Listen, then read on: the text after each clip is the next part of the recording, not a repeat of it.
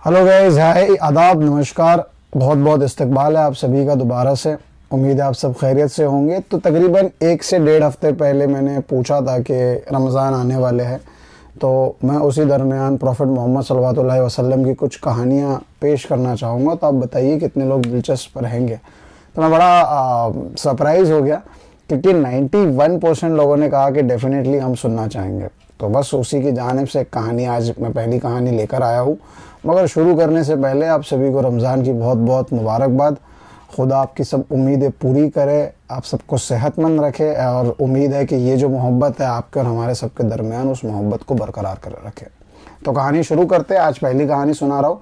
इंशाल्लाह जैसे जैसे महीना गुजरता जाएगा और भी कहानियाँ आप सबके दरमियान पेश करता जाऊँगा। तो आज की कहानी इस मौजू पे है कि कुरान शरीफ में एक आयत है जिसका तर्जुमा ये है कि तुम्हारे साथ जो बुरा करना चाहे उसे करने दो, मगर तुम हमेशा उसके साथ अच्छा ही करो। और रसूल खुदा सल्लल्लाहु अलैहि वसल्लम इसे कैसे प्रूफ करते हैं, इस पे कैसे खरे उतरते हैं, उसके मद्देनज़र एक किस्सा, एक कहानी है। तो होता यूँ है कि एक रोज़ आप अपने घर से अपने असहाब, जो आपके फॉलोवर्स होते हैं, उनके साथ आप मस्जिद के लिए तशरीफ़ ले जा रहे होते हैं। जब आप मस्जिद के लिए तशरीफ़ ले जाते हैं तो उसी दरमियान एक बिल्डिंग आती है या एक मकान टाइप्स आता है जहाँ पर एक औरत रहती है। अब वो औरत की आदत ये होती है कि जब भी रसूलुल्लाह सल्लल्लाहु अलैहि वसल्लम वहाँ से गुज़रते मस्जिद जाने के लिए तो ऊपर से कचरा डालती। अब ये जो अमल था ये तो काफ़ी ख़राब अमल था, क्योंकि पहली बात तो किसी के ऊपर कचरा नहीं फेंकना चाहिए। दूसरी बात, जो जा रहे हैं वो रसूल खुदा है तो उन पर तो बिल्कुल भी नहीं फेंकना चाहिए। तो वो कचरा डालती। तो वो जब भी कचरा डालती तो जो रसूलुल्लाह के साथ में जो उनके असहाब थे, जो फॉलोअर्स हैं, वो कहते हैं कि इसे जाके बोलते हैं, इसे जाके सुधारते, ऐसे बोलते हैं कि भाई ऐसा ना करे।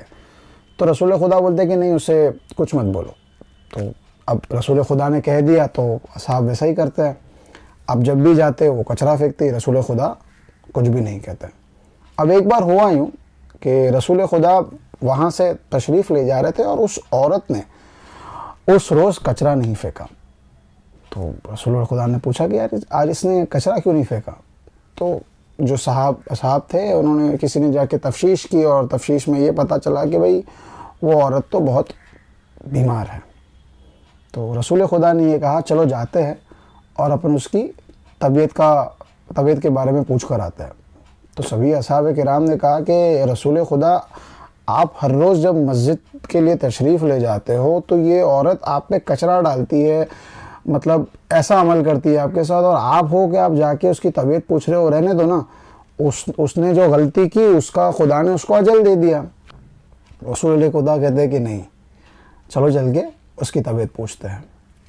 आप ऊपर उसके मकान में तशरीफ़ ले जाते हैं और रसूल खुदा उससे पूछते हैं कि भाई आज आपने मस्जिद के लिए जा रहा था तो आपने आज कचरा नहीं फेंका। तो वो बड़ी हैरान हो जाती है कि यार मैं तो रोज़ ऐसा काम करती थी और एक ये शख्स है जो आके मेरी तबीयत के बारे में मुझसे पूछ रहे हैं। तो वो कहती है कि नहीं, मेरी तबीयत ख़राब है इसके लिए। तो कहते हैं कि अपनी तबीयत का आप ध्यान रखिए और खुदा तुम्हें जल्दी शिफा देगा। तो वो और एकदम हो जाती है कि आप इतने नेक और मैं ऐसा अमल करती थी। तो उसने कहा कि यार रसूल खुदा, आप जब भी जाते थे तो मैं तो आप पे कचरा फेंकती थी, फिर आप आज इतने ऊपर चढ़कर आए और आज मेरी तबीयत के बारे में पूछ रहे हो, उसके बावजूद कि मैंने आपके साथ इतना ख़राब काम किया है। तब रसूल खुदा बहुत ही शफ़क़त के साथ कहते हैं कि तुम्हें जो बुरा करना था तुमने कर दिया, मगर मैंने जो कुरान में पढ़ा है और जो उससे सीखा है उसमें यही लिखा है कि जिसके साथ भी बुरा करना हो करने दो, तुम हमेशा उसके साथ भलाई करो। इसीलिए मैं तुम्हारे साथ हमेशा भलाई करता रहूँगा। कि बात सुनकर उसे बड़ा अफसोस होता है, उसे अपनी गलती पर पछतावा होता है, वो माफ़ी मांगती है और उसे वहाँ से सबक मिल जाता है।